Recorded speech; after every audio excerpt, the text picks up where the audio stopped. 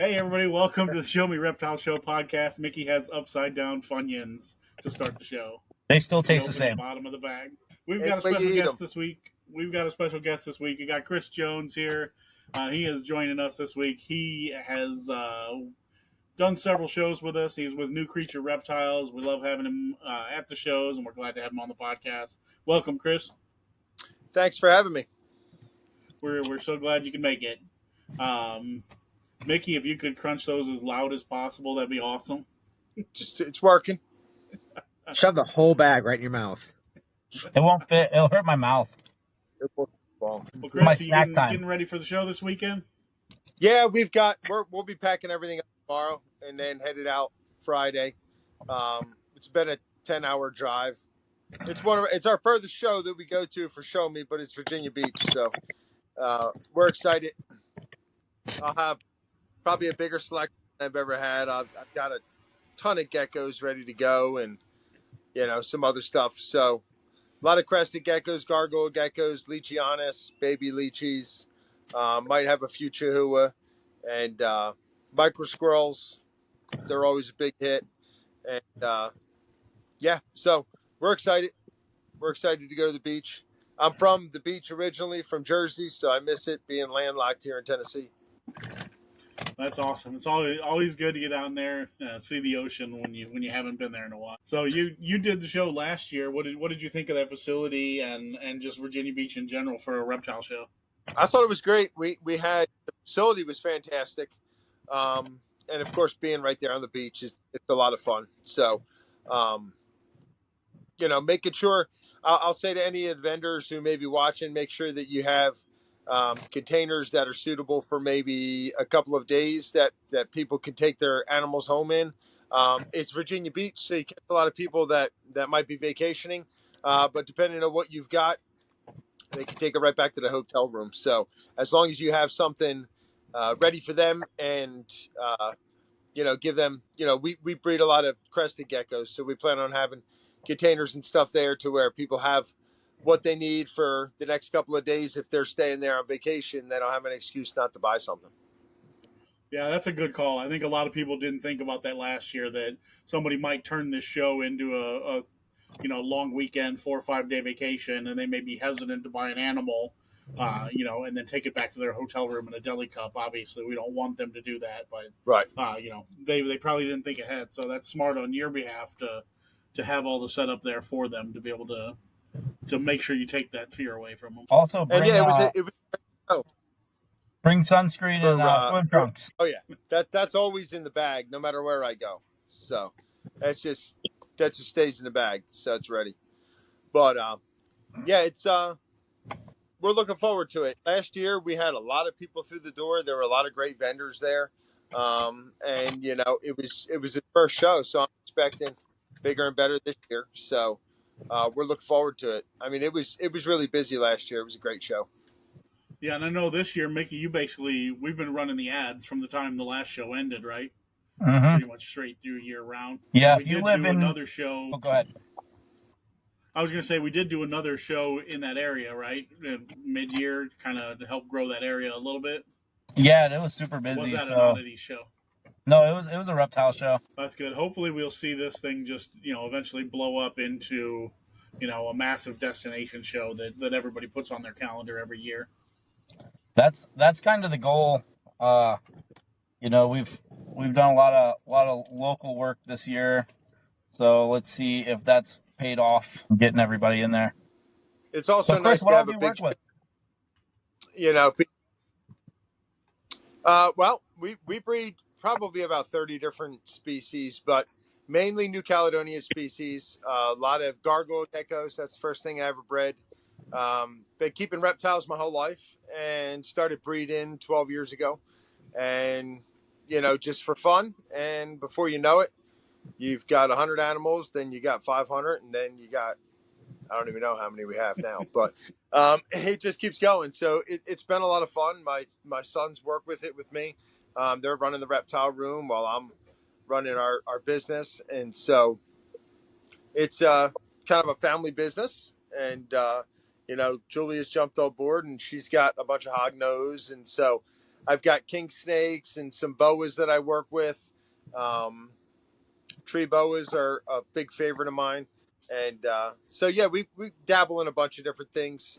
Anoles, large-bodied anoles, and mostly lizards, some snakes. Turtles, we've got, I don't know how many turtles we got, but that's just our fun stuff, breeding turtles and messing around with turtles. We don't bring a whole lot of that stuff to the shows. But yeah, reptiles my whole life. And now, we're always coming up with new projects. And I work with some rare species for 3 or 4 years of different Sri Lankan agamids, and they were a lot of fun. I've had sail fin dragons and bearded dragons and just about everything you can imagine at some point. That's awesome. I wonder how many people sit out there and watch this sometimes. And your statement was, and then you just have 500 animals. It's what happens. Yeah, I mean, before you know it, I mean, once you can feed 100, then 500's not such a far cry, and then once you can get there, 1,000's not too far away, and so then it just gets to a point where you're just going to hoard it all, or are you gonna sell? So, we've always got lots of stuff for sale, but nothing compared to what we've got, holding back and growing up for breeding and all these other projects. What do you think's the most exciting couple of things that you're bringing with you to this show that people need to get in first? I've got a lot of really nice gargoyle geckos. I've been working with them longer than anything, and I've kind of honed them into where I've got certain groups I can put together, and that's what they're going to produce. And so I've got about 15 or 16 different projects with gargoyle geckos based on colors and the 2 different morphs that we have. And so I'll have some giant blue beauty anoles. They're a lot of fun. I got rid of all my tegus. I had 13 tegus at one point. Now I'm down to my last female, and so I'll be bringing her to the show. She's a proven female albino, blue ice albino tegu, and so she'll be there. And she's my last one, so I'm going to sell her. It's kind of bittersweet, but I'll get back into something else that doesn't take as much space up. Yeah, they are some beasts. Scott knows he's gotten monkey tail skink from me, so it's the same kind of thing. I don't know how many times I've had a group of monkey tail skinks that I had for a couple of years. I sold them, and then I regretted it and got another group. So I need another group. Me too. I'll get you some babies. I'll get some. My friend Scott may produce them and send them back to you soon. I hope so. I got a buddy who has 2 females that are gravid from a male that I sold them a couple of years ago. So hopefully he's going to produce this year. Because there's not many people doing that. That's, I don't know how hard it is necessarily, but there's not a lot of people doing it. So that's producing those things. That's next level. Yeah, I mean, it's a long-term process. Yeah, it's bragging rights. Yeah, it's not like they kick out a litter of 8 or anything. No, it's like 1 or 2 if you're really, really lucky. Yeah, and even then, don't they? Once a year. Yeah. I was gonna say, and even then, don't you have to leave them with the parents for a while before they can be separated? Yeah, quite a few months. Depending on who you talk to, it's anywhere from 3 to 9 months. Which actually, it's with them. Kind of one of the things that makes them fascinating is that unlike other reptiles, they actually do care for their young. That's weird that they have a paternal instinct. Yeah, they live in like group colonies in the trees, which is pretty wild. As opposed to most other reptiles that just crap them out and head out. Yeah, or eat their. Yeah. Yeah. Especially with skinks. There's not too many skink species that won't eat their young, but these guys are raising them. It's pretty cool. Yeah, I've definitely, unfortunately, had it happen a couple times with the blue tongues where I don't even know if the mom was going for the babies themselves or just going after all of the guck in the afterbirth that she wanted and get the baby in the process. Yeah, that's tough. That I hatched out. I had a Leachianus that was in a bioactive this past season, and she had, instead of using her lay box, dug all the way up behind the backdrop, and she dropped 8 eggs back there. I found 1 baby. She ate the rest. They all hatched, but I never found any of them. So, Wow. yeah. Could you guys imagine? She's fattened back up for next season. Could you guys imagine Yes. if, like, you were with a woman and she ate the baby? Like, think about that male that's partnered up with that female. Like, what is he thinking? Like, I wouldn't even go around that woman ever again if she ate my children like that. Like Right? after giving birth, There's like, no just starts eating the child. Like, what the fuck? Definitely not going to be a season 2 for me on that one. Right, yeah. Yeah, I'm going to need some space, I think. Jesus. I don't think Jesus had anything to do with that, buddy. From Funyuns to babies, you know. Well, it's just my thought in my head. I'm like, man, like, how fucked up is that? Like, just what's the reptile's thought process when they're eating their babies like that? Like, and what is that socially acceptable amongst reptiles? Like, do they just go munch babies whenever they get bored? It's only the elite reptiles. It's only the high-end reptiles. Only if you got clout. So only loves the brains, man. I can't support these things. Brains aren't really there.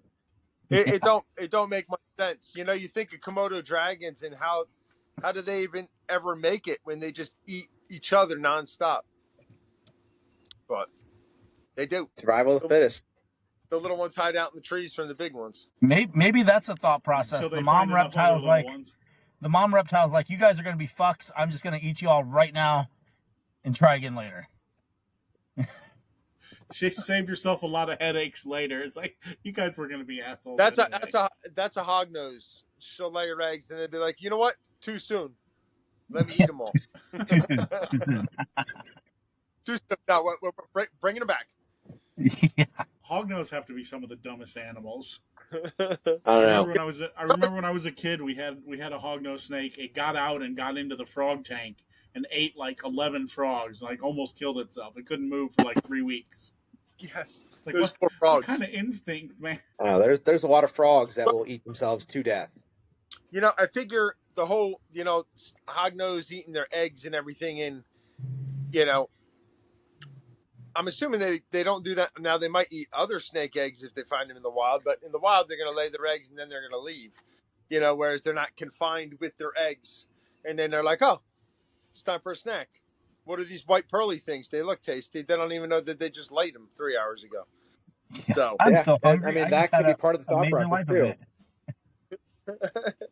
So I'm assuming they're better off in probably not that many get eaten by them in the wild. Of course, everybody else will eat them. But then again, I've seen videos of hognose trying to eat themselves.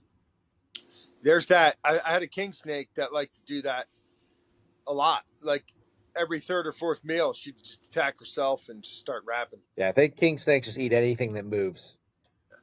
You think you would be able to know, like, I bit something and I think it was me I bit. They just assume whatever they're trying to eat, fighting back.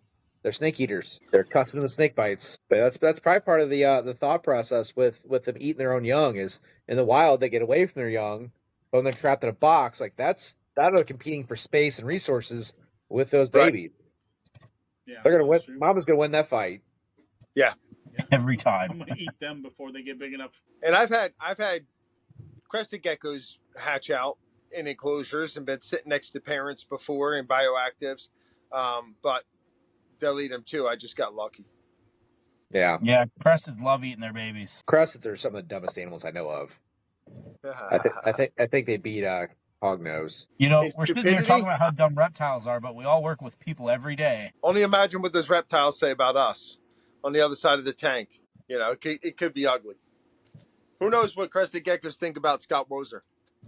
It could be funny. I mean, there's two in my bedroom. If nothing else, they criticize the way I bang. There's that. The males over there like, I can do it so much better than that, baby. I can do it so much better than Scott. Look at him over there, just flop around like a fish. He's not even biting her by the neck. Yeah. He's not even trying to rip her tail off. What's he doing? Right? Everybody's limbs are still attached. What the hell is this? Mm-hmm. So much for a slippery gecko. This doing. Oh, man. Where have we gone with this one? That's what happens. We're just gonna fucking go off the rails on this one, just chit chat, or that's what happens. We got Funyuns going on down there. I'm eating Skittles now. Funyuns, Micky. Are you into the Skittles? It's dessert. I'm gonna get you off that bullshit diet back in the gym, Mickey. I know. Oh man. No, we're not going to talk about the gym. I ain't been in a little while, so we're not talking about it. It doesn't currently exist. I'm maintaining mostly. So. It comes back fast. Be careful. It does. The older you get, the faster it comes back too. No. Ooh, and it doesn't go away as easy either. That's for damn sure. I'm probably the oldest guy here. I know. I think Brady's got you beat. I don't know. How old are you, 50. Brady? I'm 50. All right, I'm 46. That's close enough to think. Close enough. But these guys aren't too far off. Mickey, you're not 40 yet, right? You're 39? I just turned 40. You just turned 40? Got 30. Just spring chicken. Uh-huh. Hey, I'll turn 36 at Daytona if that matters at all. Well, you should be. Scott's old enough to run for president. So, Yeah. I'll come.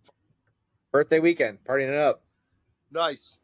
We'll find you. Scott's birthday in Daytona. Free drinks all weekend in Daytona. All right. Just charge him to Wayne Hill. And I brought my wife to babysit me while I'm all fucked up. It'd be great. Nice. How's your kid? Is the kid coming? Yeah, he's coming too. Nice. I just found that out last night. Okay, maybe not free drinks all weekend then. Daytona's fun. Free drinks on Saturday night. There we go. Scott only needs 3. Scott's He barely drinks. That's true. Probably the first time I drank all year, honestly. What do you drink? Malibu Bay Breeze? Probably got something girly. I don't drink. I don't drink much. I drink. It's got an umbrella and some fruit in it. It's got. Uh-huh. It doesn't matter what it is, right? As long as it's Yeah. alcohol. Exactly. I prefer it tastes good. I don't want to fucking flinch when I drink it. I don't need that shit. It doesn't have to be like paint thinner. Yeah, no. Chris, is it ungodly hot down there in Tennessee? Yeah, it's pretty toasty. Today was like 94 or some shit. Let's see. It's getting a little better. The humidity up there. We had like a really nice week of weather, and then all of a sudden, yesterday and today, it's like, no, swamp crotch. No, it's still 93, but it's not too bad. I'm outside. I'm sweating a little bit. Yeah. The humidity here is just ungodly today. Yeah. Yeah, it's been rough. Actually, we had some storms come through yesterday, so today was a little bit better than the past couple of days. But it was soup out there. Like last weekend, it was like 78 here, but Mickey, wasn't it like 106 or something in Boise? Yeah, it was hot in Boise. Like, I could not escape the heat. The heat in Boise is totally different than it is here, though. Like, it's not really humid up there. So when they're like, "Oh, it's 106," I'm like, it's way hotter in Missouri. Trust me. Yeah. It's a St. Louis 88. Yeah, exactly. That's how it is. But it's the same way out in Arizona. It could be 110, and you step in the shade, and you're like, "Oh no, this is perfect." Yeah, and I remember that we were in New Mexico one time driving around and drove past the bank, and it said like 102 on the sign, and we had the windows down. I was like, it's not 102. It's like, oh, okay, 102 at home, and we'd have been dying. Yeah, it's all about the humidity. That's the whole heat index thing. It's important to tell people how they feel. You know what I mean? Tell them it's 93 degrees, it's 93, but no, it feels like 103. Just letting you know how you feel. And so, I didn't have the luxury of growing up with the heat index. When I was a kid, that was it. They're like, it's 95 and that's it. Might feel like 85, might feel like 200. But now, at least they tell us. Yeah, Feelings but outweigh facts nowadays. what if my 102 is different than Scott's 102? Like, what if my 102 feels like 95 and Scott's feels like 120? Like, who? What's with the heat index? Like, why does that even matter? It just gives people more to complain about. So, Bitch. I think people have enough to complain about. what you doing that fish? Oh, man. Yeah, it's been a day. So this is our beach weekend. Not only do we have Virginia Beach, but this is our first ever show in Pensacola too. Oh, Yeah. nice. Super excited for Pensacola. Yeah, there hasn't been a show up in that part of the state in a very, very long time. And yeah, hopefully Cody has fun down there this weekend. Nice.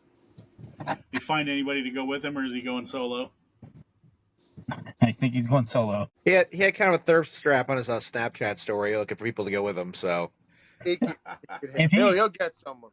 If his sexy Yeah. ass can't find somebody to go to the beach with him, there's a problem. Uh-huh. He'll find some man-meat to go with him down there. Exactly. Got Chris Jones quiet on that one.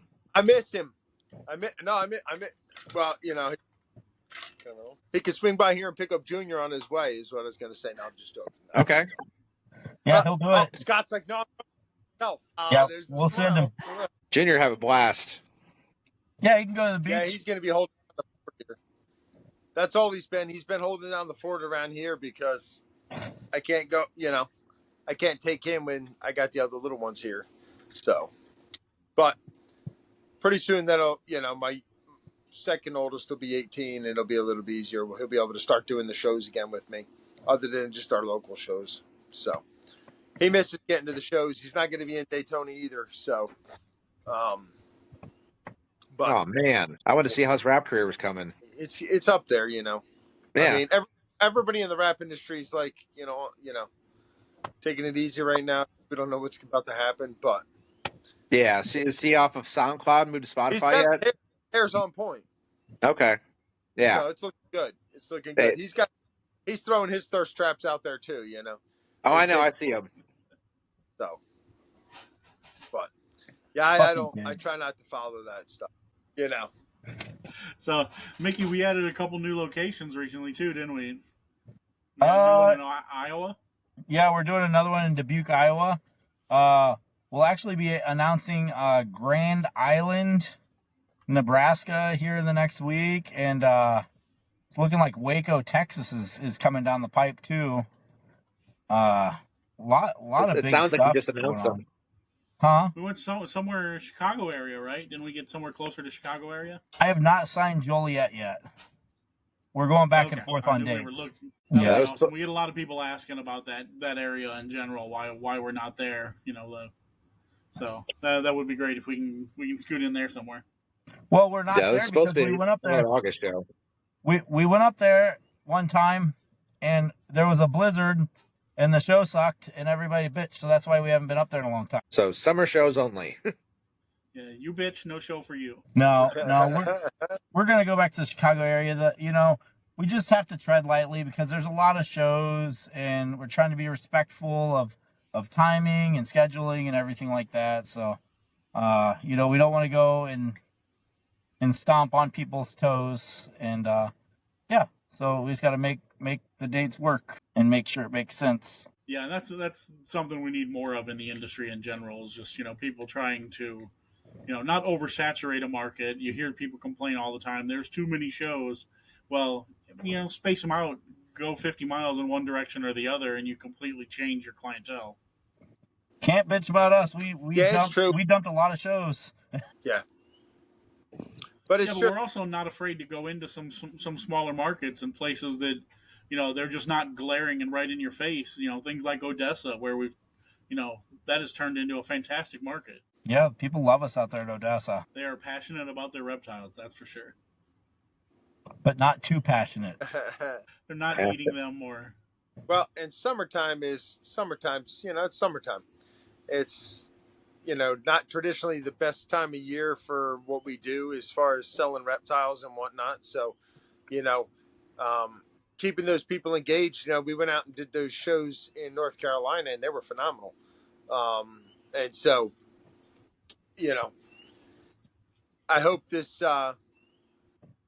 we keep this Virginia Beach show going. Last year was good. I think this year's going to be even better. And what's nice about it is it also gives the people from the Northeast, room to kind of come down to where everything's not like down in Florida, essentially. Yeah, and I think that crowd hasn't even really found their way to it yet. I mean, I think everything that we've got, from what I saw on the vendor list, seems to be more, Midwest, Carolinas, a little bit south. I don't think that the Northeast has found their way down there yet. And when they do, I think that show blows up. Yeah, some of the people from the Northeast came down last year. Sorry, Chris. How were shows in Pennsylvania? How's that? I mean, we got that Erie show, but do you have anything else planned for Pennsylvania? I know Pennsylvania's a kind of state. We don't have a lot planned in Pennsylvania, just Erie for now. And that's a so-so show. We've been looking for other shows, other locations to do in Pennsylvania. There's just so many little shows up there popping up all the time that, it's just right. people ask us to come up there constantly, but it's like, oh, you're asking us to do a show in a city that there's already a show every other weekend in. Right. Yeah. Well, that just doesn't make sense economically. No. You're No. not looking to push their show either. So. Well, yeah, because what happens is, like, I'll go up there, we'll spend a bunch of energy putting a show on up there, and it won't be the greatest, and then we'll be the dicks for doing it. It's like, okay. Right. Yeah, damned if you do, you damned if you don't. Yeah, welcome to show business. Well, there's plenty of shows going on down here to keep you busy, that's for sure. So, how were the Alabama shows? Not Gadsden. Montgomery's are we doing still good. doing Huntsville? No, we're not in Huntsville right now. Montgomery's doing good, though. Gadsden's doing good, and we're working on another location down there that'll probably do good. Yeah, Gadsden's always been a good show for me. Yeah, I think we're looking at Louisiana a little bit too. So. Okay. Could probably go down to Louisiana. You know what I say, You know what I say, Chris? There's a lot of shows out there, but they're not all Show Me Reptile shows. I hear that. Yeah, get into Louisiana. I think a lot of it's about find the right market, but you get down there, I'll go have some good Cajun food with one of those. Nice. Yeah, I've been in Louisiana quite a while. Looking forward to going again. That Arkansas show is another one I've got to get back to because I really like that. That's a banging show, man. That show is it's consistent even during the slower parts of the year, but during the busy parts of the year, but that show is packed. Yep. Yeah, it's definitely a good show. And, nobody else is doing a show in Arkansas. We're the only ones. Yeah. Which is great. Yeah, which is why we sold out for vendors last show we had down there. I mean, we had people, the whole stage was filled up. I tried to rent the gymnasium too, but they wouldn't let me rent it. So. Right. I was about to start putting vendors out in the hall. Pack them up. Pack them in. That's awesome. We've had a couple lately. We sold out St. Louis too. Yeah. Actually, we oversold that one. Yeah, Marietta was about the same way. I mean, I was slapping tables up everywhere I could down that show. Nice. Yeah, I think things are doing good. I really feel like the whole reptile community in a whole's really on a positive trajectory. I don't think it's all doom and gloom like everybody thinks it is right now. The economy's a little slow for sure, but I think we're holding pretty steady with everything. I think what we're seeing a lot of right now is those people that jumped on the bandwagon during COVID. They jumped in trying to make a buck, and now that the market's kind of shifted down a little bit, they're all falling apart. They're getting out. Those are the ones that are whining and crying because they weren't making the $100,000 they thought they were going to make doing this. Right. And so you got your true long-term keepers that are holding on. Yeah, I think a lot of people through COVID just got bigger than they should have, just because they were, everybody had extra time and extra money, So I think a lot of people looked at it, saw what was happening, sales going on online, shows going crazy, and they just started holding back stuff left and right. And unfortunately, supply and demand always works out the way it works out. Well, that's where we kind of come into play there, guys. I've been preaching this for years. I want to grow the pie so we can all eat, and that's what we've really been kind of doing is, we're just trying to grow the reptile market. That way people can continue to breed and stuff like that. But, people just have to be a little more realistic about what they're doing, I mean, sorry, guys, you're not going to probably sell so many $15,000 ball pythons anymore. Sorry for you. The good news is you can put all of them on Show Me Marketplace, and now you can sell them in between shows. Shameless plug. Yeah, exactly. Shameless plug. Good plug, Brady. Good plug. Don't forget, your first 2 months are 50% off. They are. Oh, something else that we did today that I haven't announced yet. So we dropped the buyer's fee. We dropped it down to $5 for a lifetime membership. So anybody that complains about that wasn't willing to buy a reptile in the first place. Yeah, I think some people didn't understand it because they're like, well, I'm verified on other sites. But they don't realize we were actually verifying that every single person, before you could contact and try to buy or sell anything on there, you had to actually verify who you were, that you're a real person. And it happens on other sites. I mean, I get, see ads that are scams, and I've had people approach me trying to buy things, and it just, right off the bat something's not right, and it's a scam. So I don't think people were understanding the benefit of that, of knowing that every person you're actually going to transact with has already verified that they're a real person. Not just that they have an email address, but they actually have a credit card, an ID, and they are a real person that's actually interested in your animals. I mean, how many times did we ever respond to a Craigslist ad for a free TV, and you get there and there's no free TV? I mean, come on. Only 3 times. Right. There's only 3 times. Man, that I wake up with a sore butt. Just a rusty box spring in the kitchen or in the living room. The chloroform edition. The worst part about it is, Scott, is when you go back looking for that ad after you got the sore butt. It's like, right? Like, surely not this one. Oh, maybe the TV'd be there this time. there's still no TV and my butt still hurts. We're going to have to put a special rating on this podcast. We didn't say any cuss words. A rated S for special. Yeah, we're only alluding to anal rape. Now you said it. Now we got to put it on there. There it is. Just alluding. Just a disclaimer, do not go onto Craigslist for free TVs. Right, your butt will hurt. Or meet up in dark alleys at late night alone. But if you got that fantasy, go get that TV. Okay. There. Okay, never mind. If you do like it, then go for it. Hunt for whatever you want on Craigslist. We don't care. Full disclosure, showing up for the fake free TV. I've missed out on 142 TVs. Scott's 0 for 142 so far on the TV. So Chris, we'll be back down in Tennessee here in September in Murfreesboro. Yep. I'm really bummed about that exotic pet expo. What happened with all that? Yeah. It's a shame. I tried my ass off to save that show, and it just did not happen, man. There was no budging. No. I don't. So what happened? Did the venue just price them out of it, essentially? We don't have to go into it. Gotcha. It was dark. We'll let sleeping dogs lie. That's it. But yeah, it is a shame. But if we can somehow harness that crowd, and start redirecting them, whether we do Lebanon or Murfreesboro, but if we could get a place out in Franklin, I'm telling you. Look to your right. Tell Julia to do it. I told her it's on her list. Franklin, Tennessee. Find a place. Darn it. Well, yeah. She'll be on it shortly. She'll have that book tomorrow.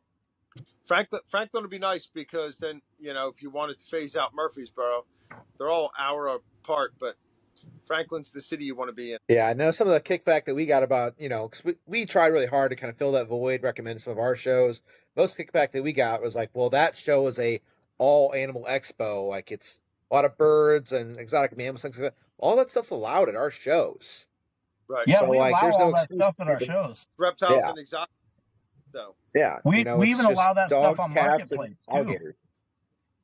Yeah. Yeah. So if you're a vendor missing out on that show, feel free to hit us up, come to our shows. We'll be happy to have you. Yeah, and set up a Marketplace account because you can sell your mammals and you can sell your birds, you can sell your fish on there. Sell your children, whatever's for sale. No TVs though. No TVs. I've been asked several times. I've been asked several times to put a show meetup section on there, and I'm like this close to doing it. Like the show me tender? No, just like a meetup. Casual encounters. Reptile hookups. That'd just be a bunch of sweaty dudes. Yeah, like Tinley. Just like Tinley. When do we come out with that Show Me Speed Stick? When's that coming out? The Show Me deodorant. I don't know where that's at. The Show Me deodorant. I ordered this shit, and it is still not here. Dude, we need it. I ordered full-size sticks of deodorant, and I don't know where they're at. It was Alpine Fresh scented. Micky grabbed them before he left. Alpine Good, he needs them. Hopefully he's using them. It's got stock. They need to have like the Old Spice names with reptiles on them, like Mountain Monitor or something, Urate. You got to name them after different reptiles. There you go. Urate. Kind of like beautiful. If there's one called regurge, I'm gonna stay away from it. Regurge. Brady, that's how you get the bitches with the regurge, bro. Ask Mikey, he'll tell you. Oh fuck. Oh yeah. I don't think I want those bitches. Wet shed. Oh, yeah. Oh, the smells in this industry. That is unfortunately one that you can smell some of that the second you walk in the door. You know it. You just gotta go. You just gotta figure out which one of 200 enclosures to go check. All of them. Sometimes they like to play hide and seek. Yeah. Let me kill this and not eat it, and just put it over here under the water bowl under a bunch of substrate. Bury it under the substrate. Regurgitate into the water bowl. Oh yeah, that's a special kind of That stew. was the nightmare. A soupy surprise. Show me the stew. Yeah, show me the stew. Follow me for more recipes. Good night. It's just putrid. That is the exact definition of that word. Yeah, no, it's good to see you, Chris. I hadn't seen you in a long time. I know, it's been a while. Well, you know, I had all sorts of crazy stuff going on for a little while, so we were out of some shows, and then I did a few, but you weren't around. So I'm looking forward to this weekend. Yeah, we gotta do hugs. What's that?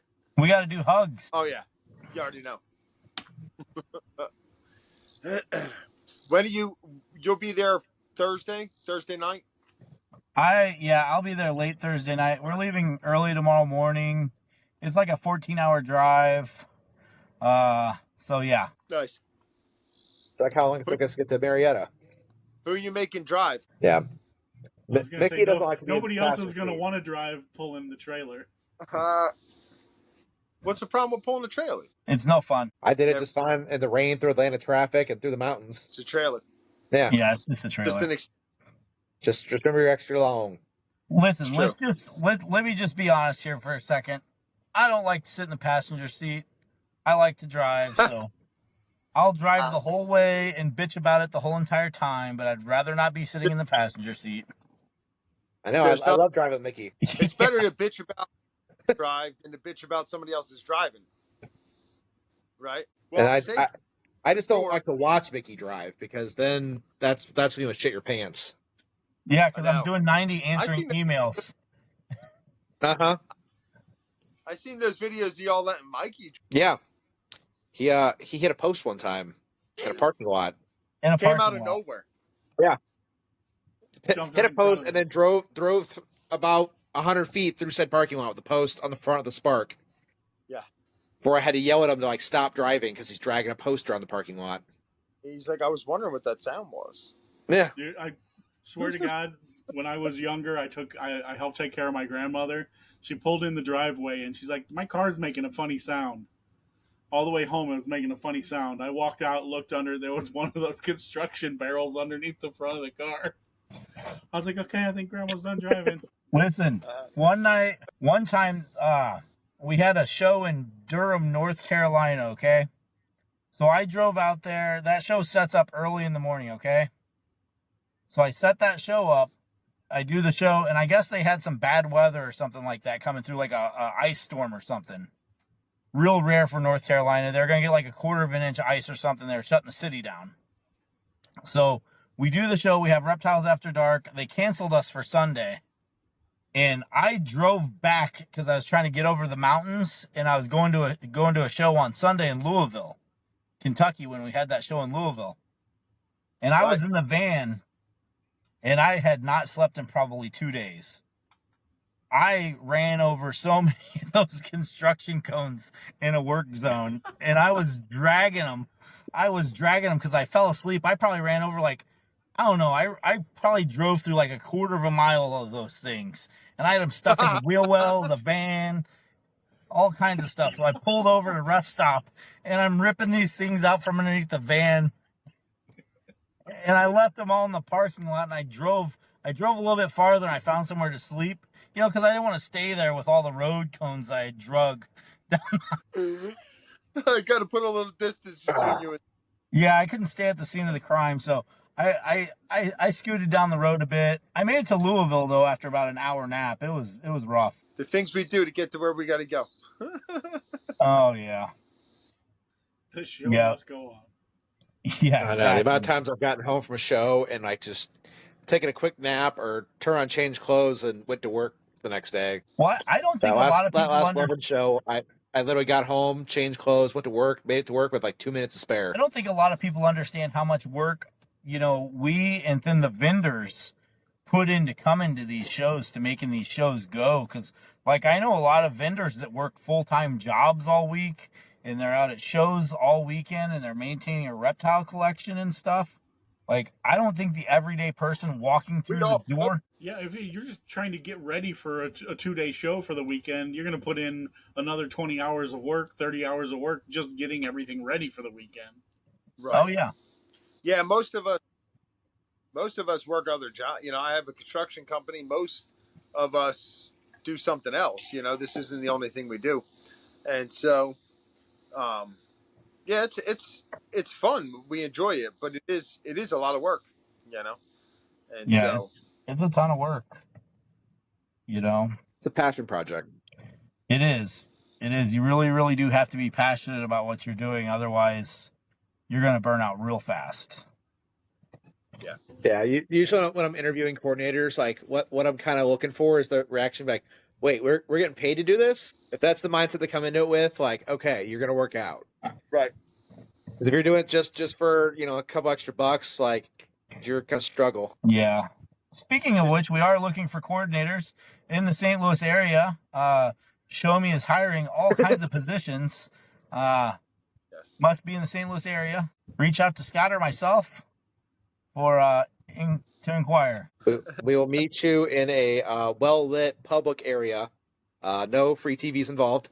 Yeah, no As free well TV. as it can get. The free TV is when you go into management. Yeah. 100%. While we're throwing all the shameless plugs and company business out there, we've got all kinds of new T-shirt designs that are coming out. So we have the MILF and the DILF shirts that went out last weekend. Mickey's taking a couple new designs to Virginia Beach this weekend. We got Now, shirts. this one will be coming in the future. But kid shirts finally? Thank God. Yeah, we got kids shirts. Yep. Those suck crazy. They're all at St. Peter's, Mickey. I dropped them off. Speaking of kid shirts, don't forget Frank's marketplace stuff and his name tags. I got them. He's gonna want that shit. What marketplace stuff? Didn't you give him a banner? Oh no, he has the shirts. He needs more of our shirts. He's about out of merch. Oh, gotcha. I'll take care of him. Yeah, wow. I pull up these name tags and there's 2 that aren't with us anymore. So Isaac and Mikey. Yeah. I got Frank's name tags right here. But, well, Chris, it was good seeing you. I'm gonna see you this weekend. I gotta bounce. We got a coordinator meeting coming up, so we'll wrap it up. This was definitely the most varied interest podcast we've done so far. And if we're gonna get canceled, it'll be off of this one. Perfect. Well, that'd be for me. So, thanks. Oh man, I should have went harder. Scott, have I wasn't fun even warmed playing up. Wife for the weekend. And I'll see you guys this weekend. Well, most of you. Right. Thanks, guys. Have a good one. All right, Bye. guys. Take care, buddy.